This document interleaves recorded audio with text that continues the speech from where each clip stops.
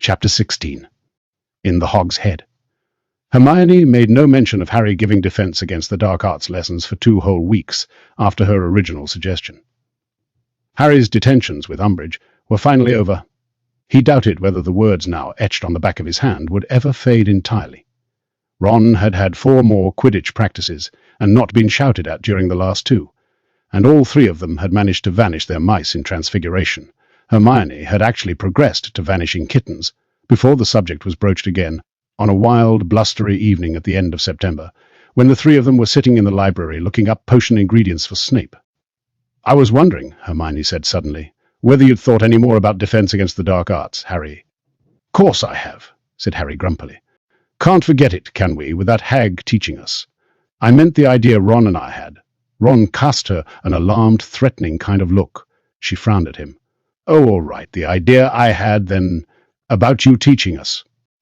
Harry did not answer at once. He pretended to be perusing a page of Asiatic antivenoms, because he did not want to say what was in his mind. The fact was that he had given the matter a great deal of thought over the past fortnight. Sometimes it seemed an insane idea, just as it had on the night Hermione had proposed it, but at others he had found himself thinking about the spells that had served him best in his various encounters with dark creatures and Death Eaters, found himself, in fact, subconsciously planning lessons. "Well," he said slowly, when he could not pretend to find Asiatic antivenoms interesting much longer, "yeah, I've thought about it a bit." "And?" said Hermione eagerly. "I dunno," said Harry, playing for time. He looked up at Ron. "I thought it was a good idea from the start," said Ron, who seemed keener to join in this conversation now that he was sure that Harry was not going to start shouting again. Harry shifted uncomfortably in his chair. "You did listen to what I said about a load of it being luck, didn't you?" "Yes, Harry," said Hermione gently. "But all the same, there's no point pretending that you're not good at defense against the dark arts, because you are. You were the only person last year who could throw off the Imperious Curse completely. You can produce a Patronus. You can do all sorts of stuff that full-grown wizards can't," Victor always said. Ron looked around at her so fast he appeared to crick his neck. Rubbing it, he said, "Yeah, what did Vicky say?" "Ho ho," said Hermione in a bored voice. "He said Harry knew how to do stuff even he didn't. And he was in the final year at Durmstrang." Ron was looking at Hermione suspiciously. "You're not still in contact with him, are you?" "So what if I am?" said Hermione coolly, though her face was a little pink. "I can have a pen pal if I—" "He didn't only want to be your pen pal," said Ron accusingly. Hermione shook her head exasperatedly, and ignoring Ron, who was continuing to watch her, said to Harry, "Well, what do you think? Will you teach us?" "Just you and Ron, yeah." "Well," said Hermione, now looking a mite anxious again. "Well, now, don't fly off the handle again, Harry, please. But I really think you ought to teach anyone who wants to learn. I mean, we're talking about defending ourselves against V. Voldemort." "Oh, don't be pathetic, Ron. It doesn't seem fair if we don't offer the chance to other people."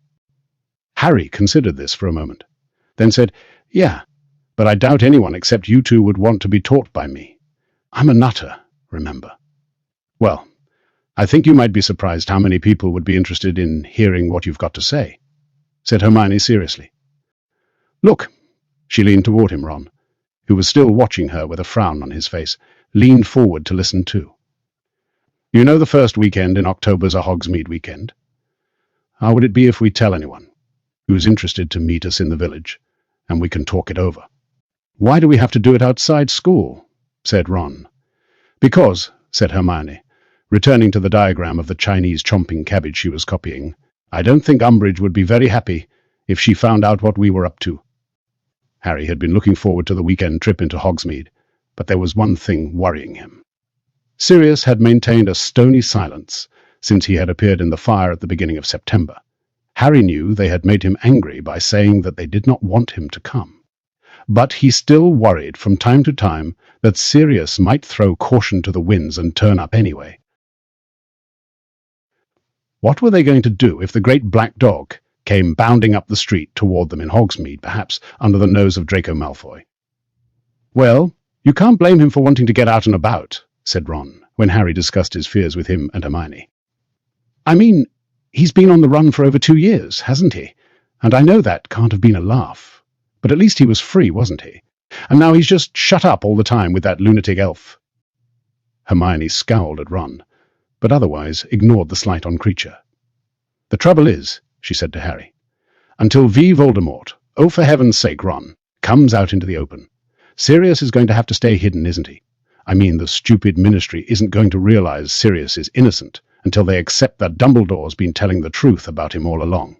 And once the fools start catching real Death Eaters again, it'll be obvious Sirius isn't one. I mean, he hasn't got the mark, for one thing." "I don't reckon he'd be stupid enough to turn up," said Ron bracingly. "Dumbledore'd go mad if he did, and Sirius listens to Dumbledore even if he doesn't like what he hears." When Harry continued to look worried, Hermione said, "Listen, Ron and I have been sounding out people who we thought might want to learn some proper defense against the dark arts, and there are a couple who seem interested. We've told them to meet us in Hogsmeade." "Right," said Harry vaguely, his mind still on Sirius. "Don't worry, Harry," Hermione said quietly. "You've got enough on your plate without Sirius, too." She was quite right, of course. He was barely keeping up with his homework, though he was doing much better now that he was no longer spending every evening in detention with Umbridge. Ron was even further behind with his work than Harry, because while they both had Quidditch practices twice a week, Ron also had prefect duties. However, Hermione, who was taking more subjects than either of them, had not only finished all her homework, but was also finding time to knit more elf clothes. Harry had to admit that she was getting better. It was now almost always possible to distinguish between the hats and the socks. The morning of the Hogsmeade visit dawned bright but windy. After breakfast they queued up in front of Filch, who matched their names to the long list of students who had permission from their parents or guardian to visit the village. With a slight pang, Harry remembered that if it hadn't been for Sirius, he would not have been going at all. When Harry reached Filch, the caretaker gave a great sniff, as though trying to detect a whiff of something from Harry.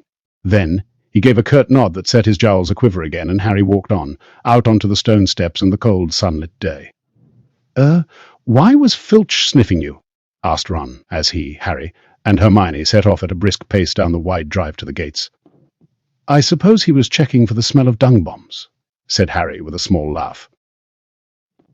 "I forgot to tell you," and he recounted the story of sending his letter to Sirius, and Filch bursting in seconds later, demanding to see the letter. To his slight surprise, Hermione found this story highly interesting, much more, indeed, than he did himself. He said he was tipped off you were ordering dung bombs. But who had tipped him off? "I don't know," said Harry, shrugging. "Maybe Malfoy. He'd think it was a laugh." They walked between the tall stone pillars topped with winged boars, and turned left onto the road into the village, the wind whipping their hair into their eyes. "Malfoy?" said Hermione, very sceptically. "Well, yes, maybe," and she remained deep in thought, all the way into the outskirts of Hogsmeade. "Where are we going anyway?" Harry asked. "The Three Broomsticks?" "Oh, no," said Hermione, coming out of her reverie. "No, it's always packed and really noisy. I've told the others to meet us in the Hog's Head, that other pub. You know the one. It's not on the main road. I think it's a bit, dodgy. But students don't normally go in there, so I don't think we'll be overheard." They walked down the main street past Zonko's joke shop, where they were unsurprised to see Fred, George, and Lee Jordan, past the post office, from which owls issued at regular intervals, and turned up a side street at the top of which stood a small inn. A battered wooden sign hung from a rusty bracket over the door, with a picture upon it of a wild boar's severed head leaking blood onto the white cloth around it. The sign creaked in the wind as they approached. All three of them hesitated outside the door. "Well, come on," said Hermione slightly nervously. Harry led the way inside. It was not at all like the Three Broomsticks, whose large bar gave an impression of gleaming warmth and cleanliness. The Hog's Head bar comprised one small, dingy, and very dirty room that smelt strongly of something that might have been goats. The bay windows were so encrusted with grime that very little daylight could permeate the room, which was lit instead with the stubs of candles sitting on rough wooden tables. The floor seemed at first glance to be earthy, though as Harry stepped onto it, he realized that there was stone beneath what seemed to be the accumulated filth of centuries. Harry remembered Hagrid mentioning this pub in his first year. "Yeah, get a lot of funny folk in the Hog's Head," he had said, explaining how he had won a dragon's egg from a hooded stranger there.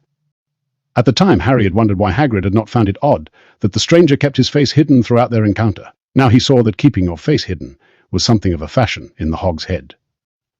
There was a man at the bar, whose whole head was wrapped in dirty grey bandages, though he was still managing to gulp endless glasses of some smoking, fiery substance through a slit over his mouth. Two figures shrouded in hoods sat at a table in one of the windows. Harry might have thought them Dementors, if they had not been talking in strong Yorkshire accents. In a shadowy corner beside the fireplace sat a witch with a thick black veil that fell to her toes. They could just see the tip of her nose because it caused the veil to protrude slightly.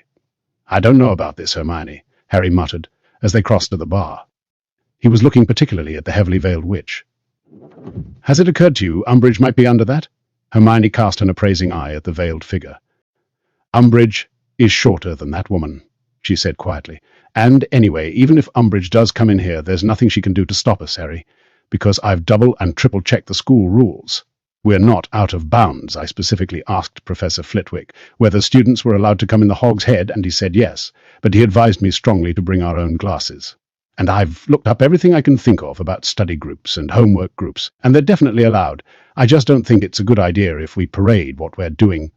"No," said Harry dryly, "especially as it's not exactly a homework group you're planning, is it?" The barman sidled toward them out of a back room. He was a grumpy-looking old man with a great deal of long grey hair and beard. He was tall and thin and looked vaguely familiar to Harry. "What?" he grunted. "3 butterbeers, please," said Hermione. The man reached beneath the counter and pulled up 3 very dusty, very dirty bottles, which he slammed on the bar. "6 sickles," he said. "I'll get them," said Harry quickly, passing over the silver. The barman's eyes travelled over Harry, resting for a fraction of a second on his scar. Then he turned away and deposited Harry's money in an ancient wooden till whose drawer slid open automatically to receive it. Harry, Ron, and Hermione retreated to the farthest table from the bar and sat down looking around, while the man in the dirty grey bandages rapped the counter with his knuckles and received another smoking drink from the barman. "You know what?" Ron murmured, looking over at the bar with enthusiasm. "We could order anything we liked in here. I bet the bloke would sell us anything. He wouldn't care. I've always wanted to try fire whiskey." "You are a prefect," snarled Hermione. "Oh," said Ron, the smile fading from his face. "Yeah. So who did you say is supposed to be meeting us?" Harry asked, wrenching open the rusty top of his butterbeer and taking a swig. "Just a couple of people," Hermione repeated, checking her watch and then looking anxiously toward the door. "I told them to be here about now, and I'm sure they all know where it is. Oh, look, this might be them now." The door of the pub had opened. A thick band of dusty sunlight split the room in two for a moment, and then vanished, blocked by the incoming rush of a crowd of people. First came Neville with Dean and Lavender, who were closely followed by Parvati, and Padma Patil with Harry's stomach did a backflip show, and one of her usually giggling girlfriends. Then, on her own, and looking so dreamy that she might have walked in by accident, Luna Lovegood. Then Katie Bell, Alicia Spinnet, and Angelina Johnson, Colin and Dennis Creevy, Ernie Macmillan, Justin Finch-Fletchley, Hannah Abbott, and a Hufflepuff girl with a long plate down her back, whose name Harry did not know. 3 Ravenclaw boys he was pretty sure were called Anthony Goldstein, Michael Corner, and Terry Boot. Ginny, followed by a tall, skinny blonde boy with an upturned nose, whom Harry recognized vaguely as being a member of the Hufflepuff Quidditch team. And bringing up the rear, Fred and George Weasley with their friend Lee Jordan, all 3 of whom were carrying large paper bags crammed with Zonko's merchandise. "A couple of people," said Harry hoarsely to Hermione. "A couple of people? Yes, well, the idea seemed quite popular," said Hermione happily. "Ron, do you want to pull up some more chairs?" The barman had frozen in the act of wiping out a glass with a rag so filthy it looked as though it had never been washed. Possibly he had never seen his pub so full. "Hi," said Fred, reaching the bar first and counting his companions quickly. "Could we have 25 butterbeers, please?" The barman glared at him for a moment. Then, throwing down his rag irritably, as though he had been interrupted in something very important, he started passing up dusty butterbeers from under the bar. "Cheers," said Fred, handing them out. "Cough up, everyone. I haven't got enough gold for all of these."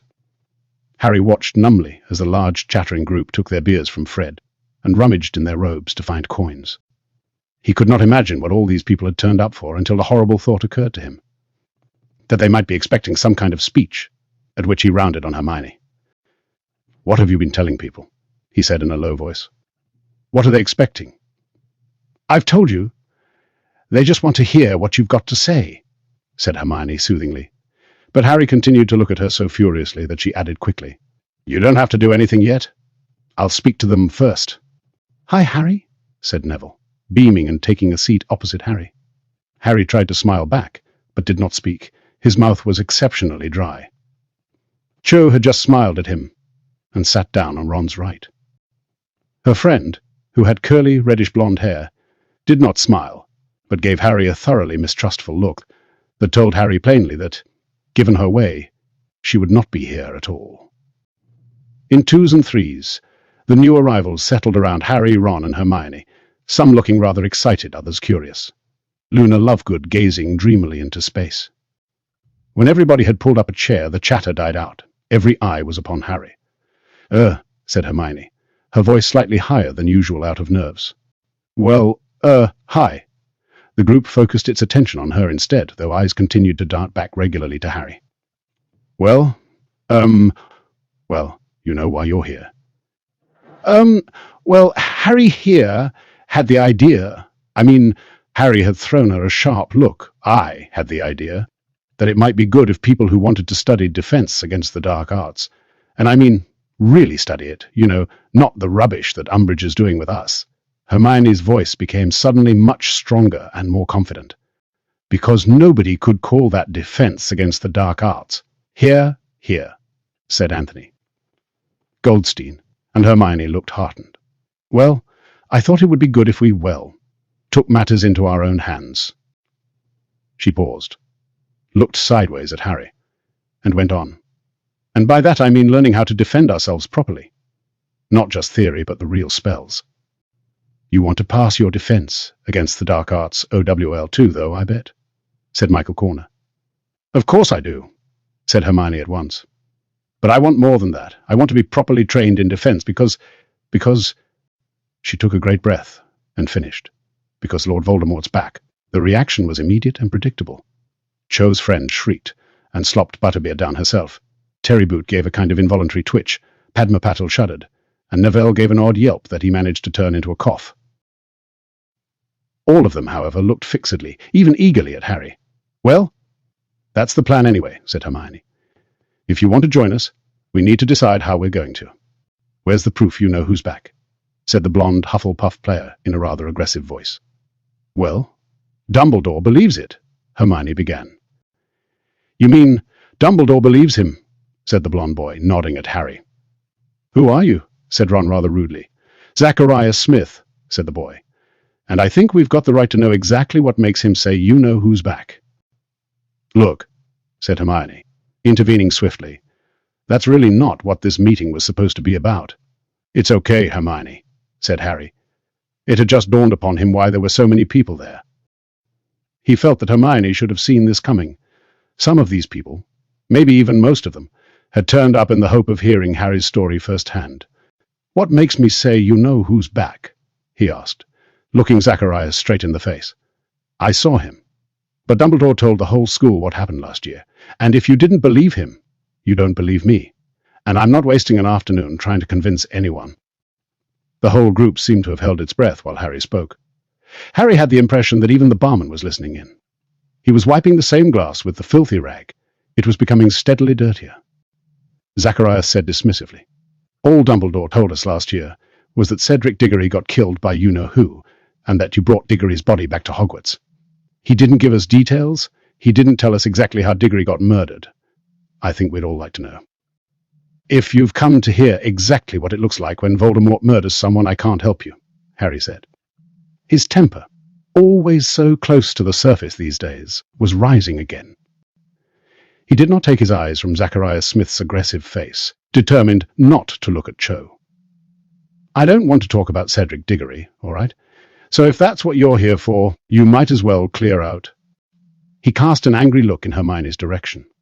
This was, he felt, all her fault. She had decided to display him, like some sort of freak, and of course they had all turned up to see just how wild his story was.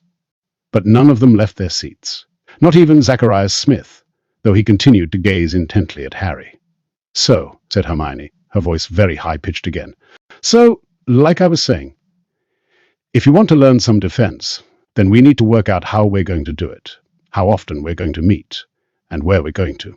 Is it true, interrupted the girl with the long plait down her back, looking at Harry, that you can produce a Patronus? There was a murmur of interest around the group at this. Yeah, said Harry slightly defensively. A corporeal Patronus? The phrase stirred something in Harry's memory. You don't know Madam Bones, do you? He asked. The girl smiled. She's my auntie, she said. I'm Susan Bones. She told me about your hearing. So, is it really true? You make a stag Patronus?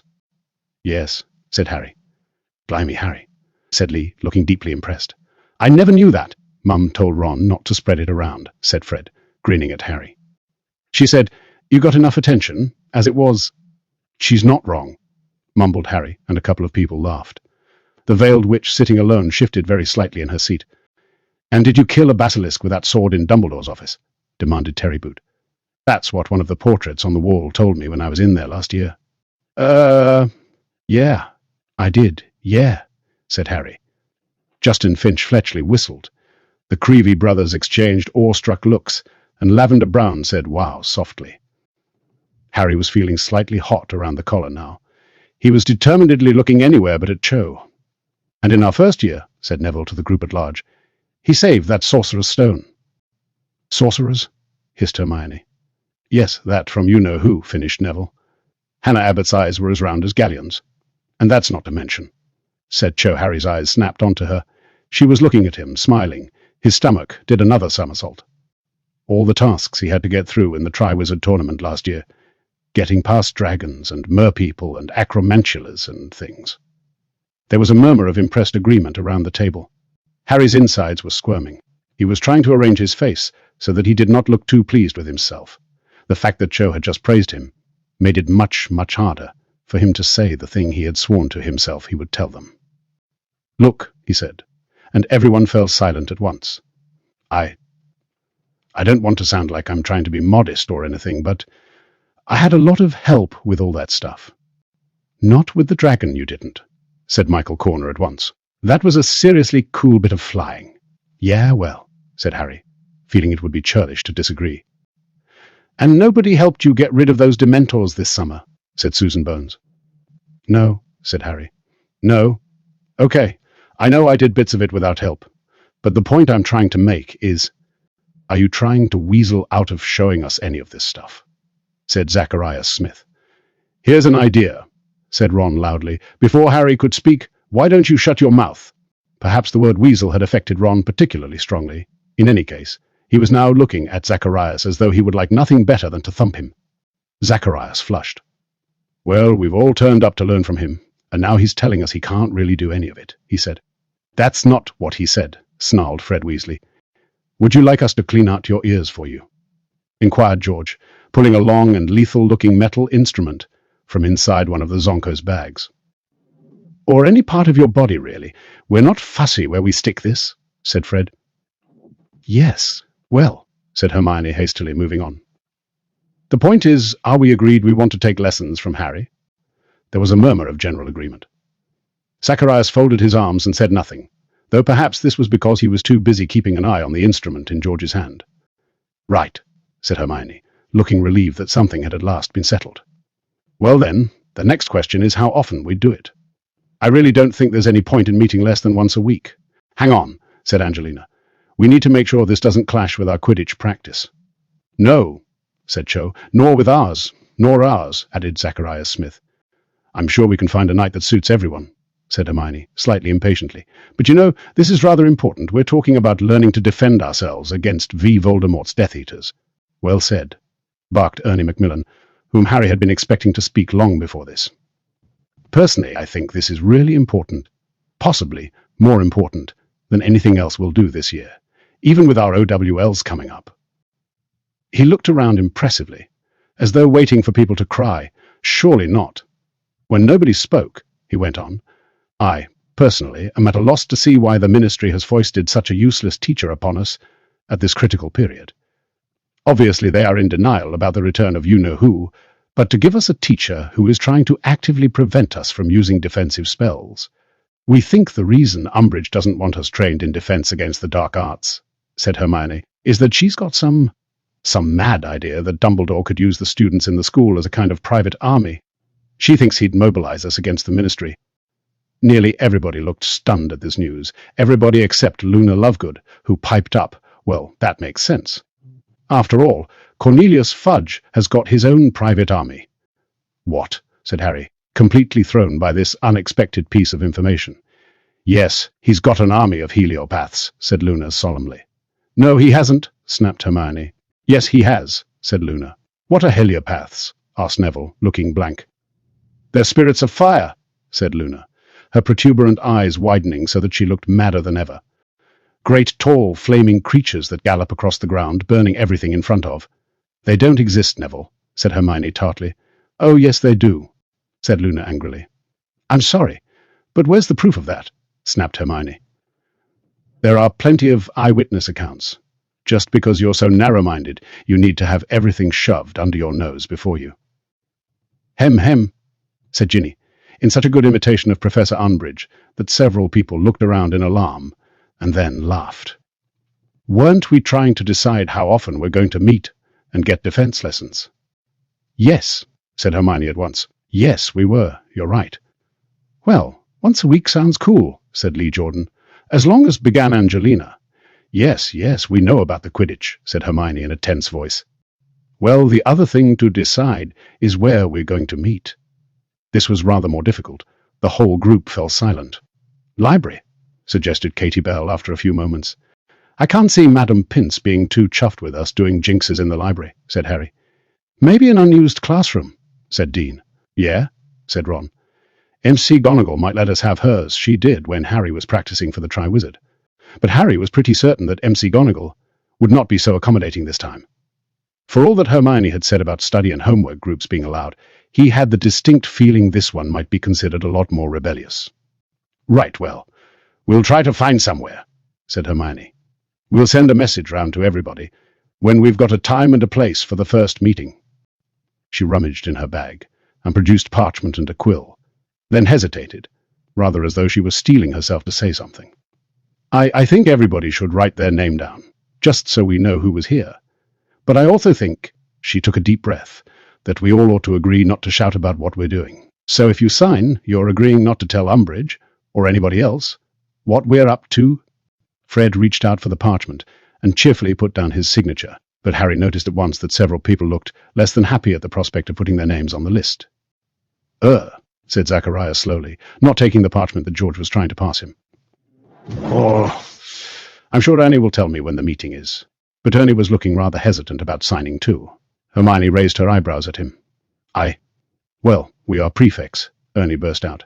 "And if this list was found, well, I mean to say, you said yourself, if Umbridge finds out." "You just said this group was the most important thing you'd do this year," Harry reminded him. Yes," said Ernie. "Yes, I do believe that. It's just—" "Ernie, do you really think I'd leave that list lying around?" said Hermione testily. No, of course not," said Ernie, looking slightly less anxious. Yes, of course I'll sign." Nobody raised objections after Ernie, though Harry saw Cho's friend give her a rather reproachful look before adding her name. When the last person, Zacharias, had signed, Hermione took the parchment back and slipped it carefully into her bag. There was an odd feeling in the group now. It was as though they had just signed some kind of contract.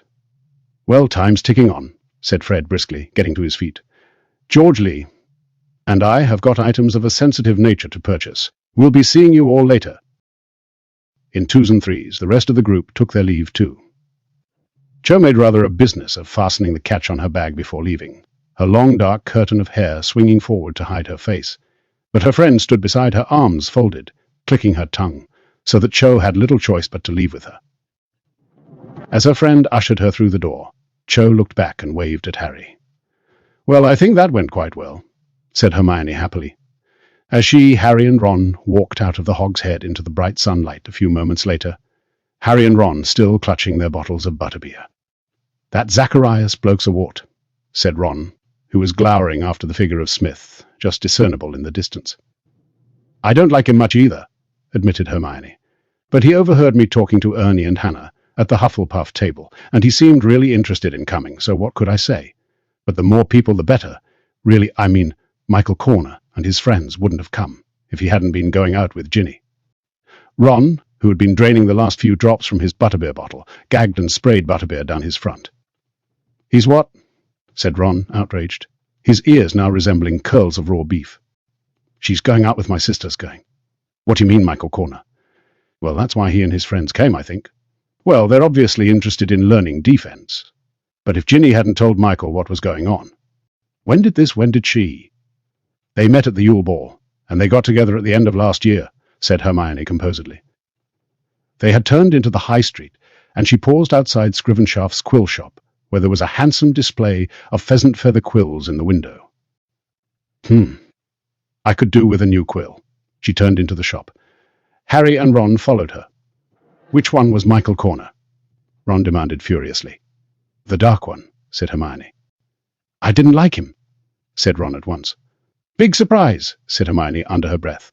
"But," said Ron, following Hermione along a row of quills in copper pots, "I thought Ginny fancied Harry." Hermione looked at him rather pityingly and shook her head. "Ginny used to fancy Harry, but she gave up on him months ago. Not that she doesn't like you, of course," she added kindly to Harry while she examined a long black and gold quill. Harry, whose head was still full of Cho's parting wave, did not find this subject quite as interesting as Ron, who was positively quivering with indignation, but it did bring something home to him that until now he had not really registered. "So that's why she talks now?" he asked Hermione. "She never used to talk in front of me." "Exactly," said Hermione. "Yes, I think I'll have this one." She went up to the counter and handed over 15 sickles and 2 newts, Ron still breathing down her neck. "Ron," she said severely as she turned and trod on his feet, "this is exactly why Ginny hasn't told you she's seeing Michael. She knew you'd take it badly. So don't harp on about it, for heaven's sake." "What do you mean? Who's taking anything badly?" "I'm not going to harp on about anything." Ron continued to chunter under his breath all the way down the street. Hermione rolled her eyes at Harry, and then said in an undertone, while Ron was muttering imprecations about Michael Corner, and talking about Michael and Ginny, "What about Cho and you?" "What do you mean?" said Harry quickly. It was as though boiling water was rising rapidly inside him, a burning sensation that was causing his face to smart in the cold. Had he been that obvious?